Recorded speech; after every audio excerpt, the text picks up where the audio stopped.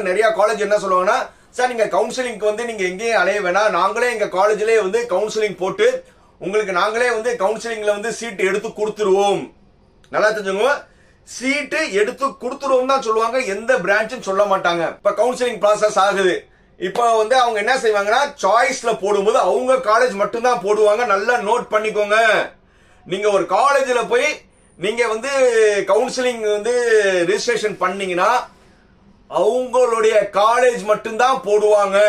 அவங்க காலேஜ்ல ஏடிஎஸ், அவங்க காலேஜ்ல கம்ப்யூட்டர் சயின்ஸ், அவங்க காலேஜ்ல ஐடி, அவங்க காலேஜ் ஆட்டோமொபைல், அவங்க காலேஜ்ல பயோடெக்னாலஜி, அவங்க காலேஜ்ல மெக்கானிக்கல் சிவில், இதுல ஏதாவது ஒண்ணு கிடைச்சிரும்ல. ஆனா வந்து இப்ப நீங்க கம்ப்யூட்டர், ஆனா உங்ககிட்ட இன்னைக்கு கமிட்மெண்ட் கொடுக்கிறது கம்ப்யூட்டர் சயின்ஸ் ஏடிஎஸ்க்கு.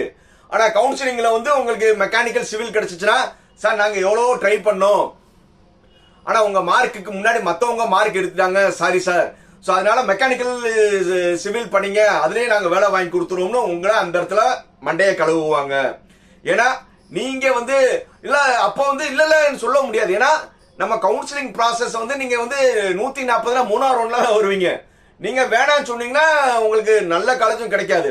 ஸோ அதனால கவுன்சிலிங் வரும்போது நீங்க எந்த காலேஜ்ல அந்த காலேஜ் முடிவு பண்ணிட்டீங்க, அந்த காலேஜ்ல ஓகேனா அந்த காலேஜ்ல போய் கவுன்சிலிங் ரெஜிஸ்ட்ரேஷன் பண்றதுல தப்பே கிடையாது.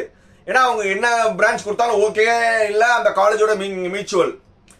நீங்க ஒரு பிரான்ச்சை நினைச்சுக்கிட்டு வேற காலேஜ் இந்த பிரான்ச் தான் வேணும், வேற காலேஜ் கிடைச்சாலும் இருந்தீங்கன்னா தயவு செய்து நீங்க காலேஜ்ல போய் டிஎன்ஏ ரெஜிஸ்ட்ரேஷன் பண்ணாதீங்க. ஏன்னா யூசர் நேம் பாஸ்வேர்டு அவங்க தான் கிரியேட் பண்ணுவாங்க. என்னது, யூசர் நேம் அவங்க தான் கிரியேட் பண்ணுவாங்க, பாஸ்வேர்டு அவங்க தான் கிரியேட் பண்ணுவாங்க.